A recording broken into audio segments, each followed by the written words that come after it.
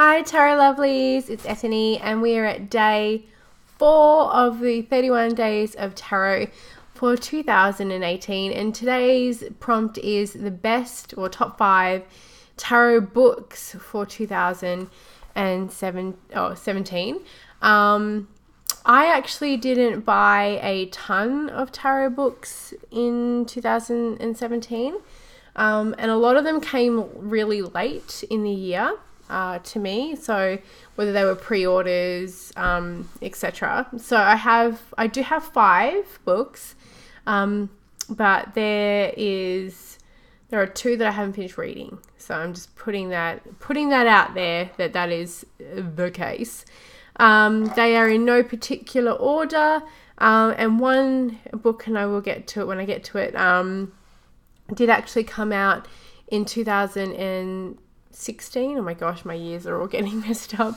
But I didn't get it until very late 2016. So I wanted to add this in this video because I got to work with it more in 2017 than I actually did even get time with it in 2016. Whew. It's a good thing I'm not a Time Lord. I'd be like, yep, I don't know, time. All right, so let's jump into it. So the first one is the Kitchen Table Tarot by Melissa Canova, and I absolutely love this book so much. It's probably because it's a little bit sassy. It's very it's like, as in, it's very straightforward. It gives really lovely interpretations.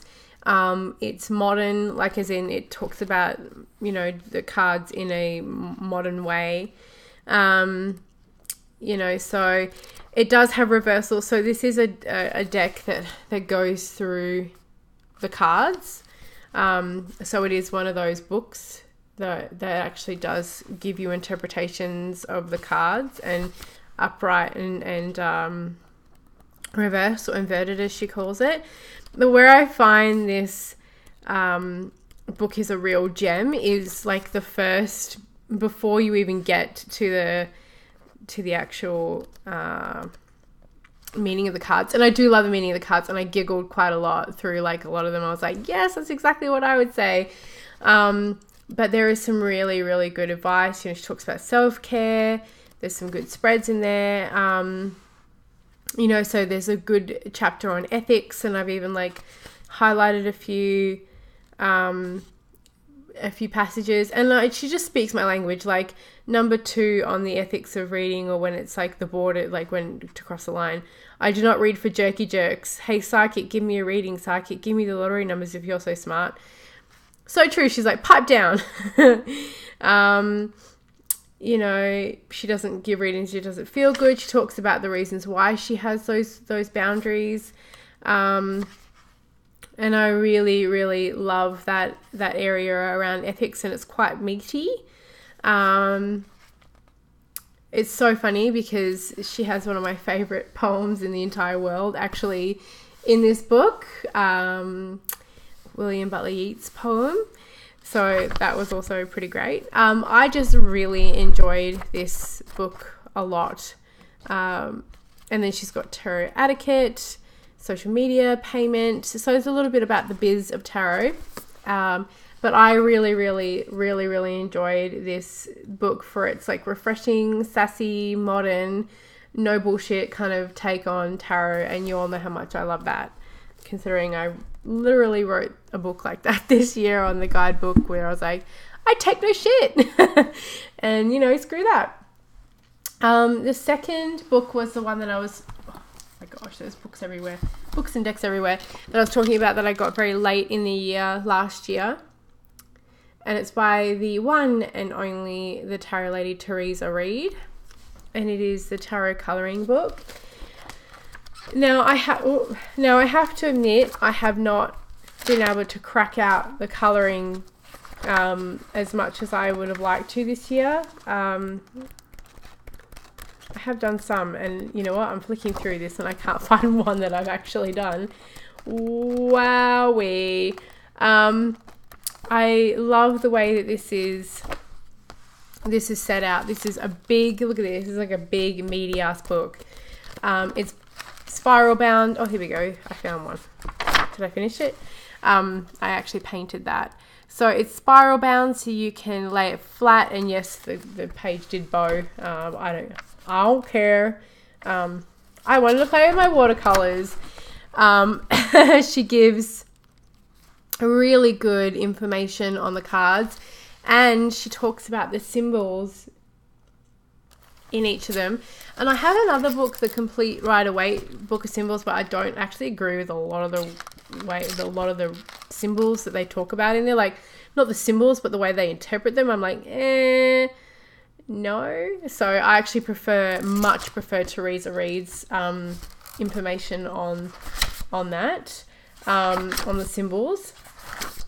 I also love her information on the tarot. So what does reading tarot actually mean? 10 ways to use the tarot in your everyday life. A brief history of tarot and the origin of the Rider-Waite. And the colours in the deck. So she actually talks about like the colours, you know, because a lot of colouring is also about like colour magic and colour magistry. So I love that she talks about the colours in the deck, and the colours in the Rider-Waite deck was specifically done.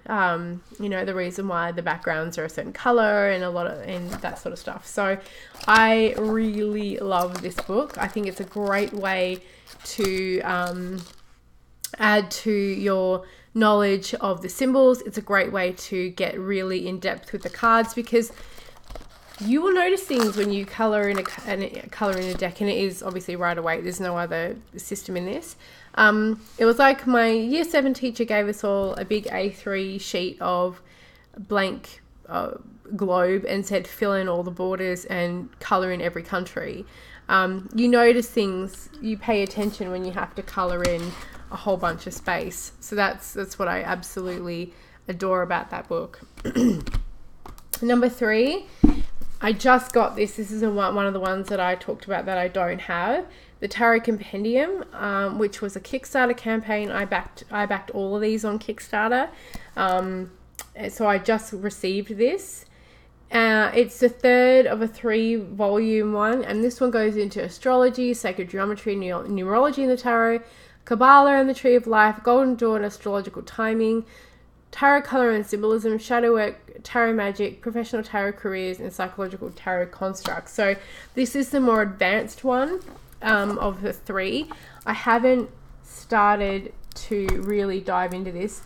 Now I did, I don't know if I've showed the other ones before, but something that I did find kind of interesting about this book is that it's just got a lot of stock photos again.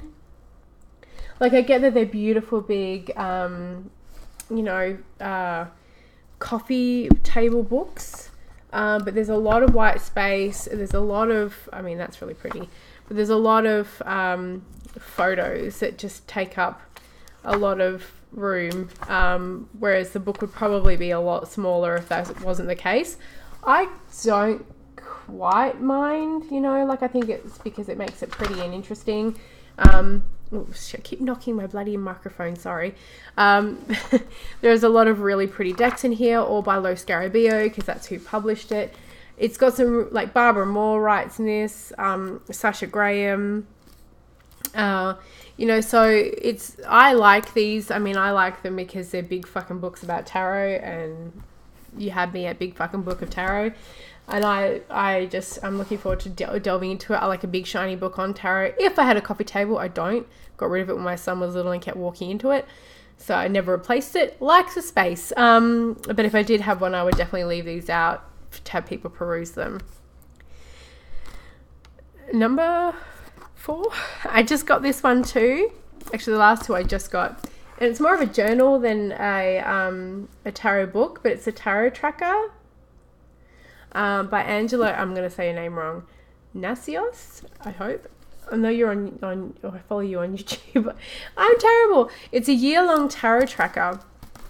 So this book, I'm going to try very hard not to knock anything, goes into talks a little bit about, there's a little reference thing there. Your card of the year. Hey, I did that in my thing before I even got this. And then a meaning tracker, so you can add your own extra meanings for each of the cards. And then it goes right into day one where you can track your tarot. It's by Red Feather, which is a part of Schiffer. So we have the card of the day, what I learned today, I may want to do this, what should I focus on, how should I serve others best, I may want to avoid this. So this is like the questions that you've asked the tarot. And if you've got your own question, you could write it there. And then this is the card selected and some space for you to write the meaning, and then a night reading if you want to do a night one as well. And it goes through the whole thing. Now it's not the whole year, so it's not dated per se, so you could get this later on and just like start, say you got October 7th at the start, and then go back and finish it up because you can date that. And then we've also got keyword appendices or appendix. Then we've got more, like we've got reading, birthday reading, New Year reading, resolution, seasonal tracker reading. So there's a lot of cool information in this as well. I am going to try, and anyone who knows me knows it's not for lack of trying to record things. I even had this like 5-minute journal and I just couldn't do it. But I am going to try and actively do more readings to myself this year. I'm so busy doing readings for other people that I kind of forget sometimes to do readings for me. But any hoodle. And then the last book is Tarot on Earth by Tom Benjamin, A Practical Approach to the Cards. We're trying not to sneeze. It is a big book. It's got some big font. So if you're always like crouching over your books, then it's going to be good for you. So it talks about the pips. So if you've ever worked with a pip deck, this could be a great book for you to get onto, like math, elements, light and shadow. There's ethics, intuition, and being wrong and being right, on doubt. There's some really good fucking meaty shit in here. There's numerology, obviously, with the pips. So I just received this at the beginning of December. So I haven't kind of delved into it, but it is hot on the top of my book stack pile tower next to my bed. I'm really looking forward to it. So like I said, I didn't get a lot of tarot books this year, but those are ones that I wanted to share that I did receive this year, or I did work with a lot this year, and that I'm looking forward to working with next year. And thank you for joining for day 4, and I'll see you all hot selves tomorrow, and I can't wait to see what you all have picked for your top books of tarot books of 2017.